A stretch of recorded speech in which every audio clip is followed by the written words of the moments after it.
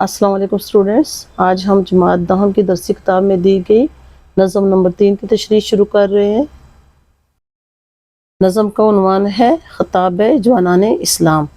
شعر نمبر 1 ہے: کبھی اے نوجوان مسلم تدبر بھی کیا تو نے، وہ کیا گردوں تھا تو جس کا ہے ایک ٹوٹا ہوا تارا۔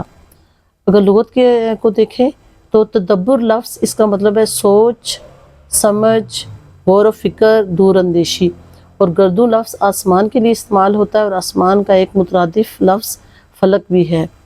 تو اس کا مفہوم ہوا: اے امت مسلم کے نوجوان، کیا تو نے کبھی غور کیا کہ تو کس بلند آسمان کا ٹوٹا ہوا ستارہ ہے؟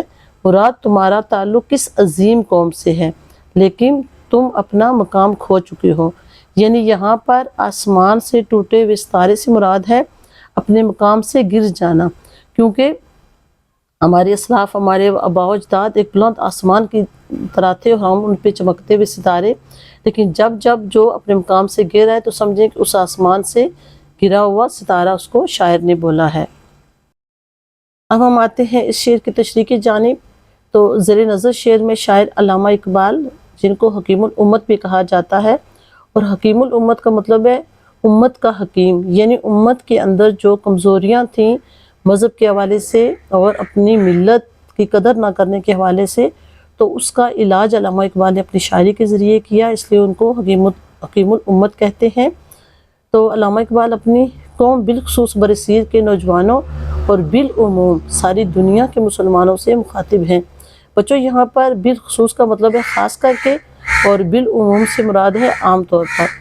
تو وہ مسلمانوں کو سے مخاطب ہیں کہ اے میری آج کی نوجوان نسل، کیا تو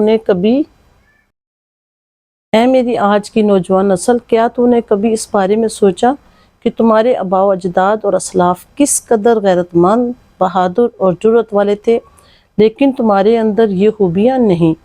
علامہ اقبال کی ولولہ انگیز شاعری نے مسلمانوں میں آزادی کی تڑپ اور غلامی کا احساس پیدا کیا۔ آپ کا کلام خوبصورت انداز بیان کی دلیل ہے۔ آپ نے مسلمانوں کے ساتھ ساتھ پوری انسانیت کو بھی اپنی شاعری کے ذریعے سوچ سمجھ بوجھ پرکھ کا منفرد پیغام دیا، جو آج کے نوجوانوں کے لیے بھی ہے۔ اس شعر میں یہ پیغام دیا جا رہا ہے کہ قوم کا مستقبل اور ملت کی سربلندی نوجوان نسل کے ہاتھوں میں ہے، لیکن نوجوان اپنے مقام کو پہچان نہیں رہے اور غفلت کا شکار ہیں۔ یہاں پر آسمان کا ٹوٹا ہوا تارا کہہ کر مراد مقام سے گرنا لیا گیا ہے۔ یہاں پر نوجوانوں کو اس بات پر غور کرنے کو کہا گیا ہے کہ تمہارا تعلق اس عظیم قوم سے ہے جنہوں نے عظیم جنگیں لڑیں، بے شمار فتوحات حاصل کی۔ ہمارے اسلاف نے توحید کا پیغام دنیا کے کونے کونے تک پہنچایا، ظلم و جبر کو روکا اور دنیا کو مہذب بنایا۔ تو اے نوجوان، تو نے اپنی میراث کو نہ سنبھالا اور غلامی کے گڑھے میں گرتے چلے گئے۔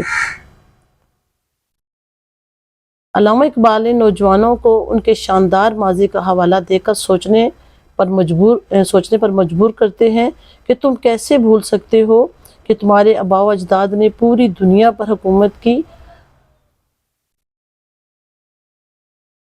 مسلمانوں کے تمام ادوار حکومت دیکھیں، حضرت عمر کے دور خلافت سے برصغیر میں مغلوں کی دور حکومت تک ایک شاندار ماضی ہے۔ لہٰذا اے نوجوانوں، تم اپنے مقام کو پہچانو اور ترقی کے راستے پر چلو۔ بچوں، جیسا کہ آپ جانتے ہیں کہ علامہ اقبال ہمیشہ ایک پیغام دیتے ہیں، ان کی شاعری میں ایک جھنجھوڑ دینے والا پیغام ہے، اور اس نظم میں بنیادی طور پر وہ نوجوانوں کو جو ایک شعور لانے میں اور ان کو اپنی غیرت دینی اور غیرت ملی کے حوالے سے جگانے کی جو کوشش کر رہے ہیں، لیکن ساتھ وہ ان کے آباء و اجداد اور ان کے اسلاف کا حوالہ بھی دے رہے ہیں کہ وہ ایسے تھے اور تم نے بھی ایسا کرنا۔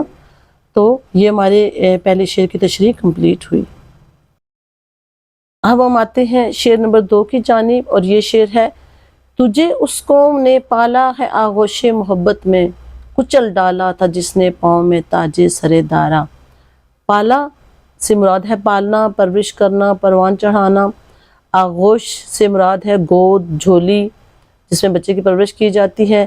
کچل ڈالا، رون ڈالا، مسل ڈالا، پیس ڈالا، پاؤں کے نیچے دے کر ختم کر دیا۔ تاج سر دارا، تاج یقیناً آپ کو پتہ ہے جو سر کے اوپر رکھا جاتا ہے، سر اور دارا کا سر، تو ایران کے بادشاہ دارا کے سر کا تاج۔ مفہوم ہے اس کا، اے میرے وطن کے نوجوان، تمہاری پرورش تو ایسی عظیم ہستیوں اور بہادروں نے کی جنہوں نے بڑی بڑی طاقتور حکومتوں کو اپنے پاؤں کے نیچے کچل ڈالا، مطلب انہیں شکست فاش دی۔ تشریح ہے، زیر نظر شعر میں علامہ اقبال کی زیر نظر جو شعر ہے وہ علامہ اقبال کے نظم خطاب جوانان اسلام سے لیا گیا ہے، اور اس شعر میں علامہ اقبال اپنی نوجوان نسل کو جھنجھوڑتے ہوئے اس بات کا احساس دلا رہے ہیں کہ تم لوگ تو ایسے بہادروں، غیرت مندوں اور جنگجو اسلاف کی میراث کے امین ہو جنہوں نے بڑے بڑے طاقتور اور ظالم بادشاہوں کو شکست دی تھی۔ یہاں پر امین ہونے کا مطلب ہے امانت دار ہونا، یعنی آج کی نوجوان نسل کے پاس اپنے جو بزرگ ہیں، آباء و اجداد ہیں، ان کی بہادری، ان کی فتوحات، یہ سب ایک امانت ہے اور اس امانت کو سنبھال کے رکھنا ہے۔ لیکن دیکھا ہے کہ وقت کے ساتھ ساتھ جس طریقے سے ہمارے آباء و اجداد، ہمارے اسلاف نے جنگیں لڑیں اور دنیا کے کئی ممالک کو فتح کیا، یہ ایک وقت تھا کہ مسلمانوں کی حکومت 3 براعظموں تک تھی، لیکن آج دیکھیں کہ وقت کے ساتھ ساتھ ہمارے ہاتھ سے یہ چیزیں نکلتی جا رہی ہیں، یعنی کہ ہم اس طریقے سے اپنی امانت کو، آج کی نوجوان نسل اس امانت کو سنبھال نہیں پا رہے۔ تو یہ میراث کے امین ہو جنہوں نے بڑے بڑے طاقتور بادشاہوں کو شکست دی تھی۔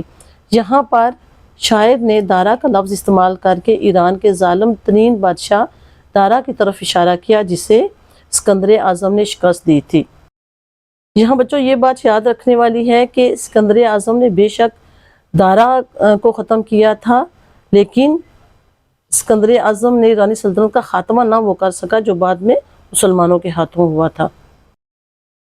دوسری طرف علامہ اقبال نے نوجوان نسل کے اندر جذبہ جہاد اور محنت کا شوق پیدا کرنے کے لیے مٹھی بھر لوگوں کے ساتھ شہر ایران کو فتح کرنے والے مشہور صحابی سعد ابن ابی وقاص کی طرف اشارہ بھی کیا ہے۔ اس کے علاوہ تاریخ اس بات کی گواہ ہے کہ ہمارے عظیم اسلاف یعنی ماضی کے ہیروز نے سلطنت روم اور سلطنت فارس کو بھی شکست دی، مگر افسوس، صد افسوس کہ آج کی نوجوان نسل میں نہ تو غیرت دینی اور نہ غیرت ملی دکھائی دیتی ہے، یعنی نہ تو وہ اچھے باکردار باعمل مسلمان بن سکے اور نہ ہی اپنے ملک و وطن کی ترقی کے لیے ان کے اندر کوئی جذبہ نظر آتا ہے۔ بقول اقبال کے، تیرے صوفے ہیں افرنگی، تیرے قالین ہے ایرانی، لہو مجھ کو رلاتی ہے جوانوں کی تن آسانی۔ شکریہ۔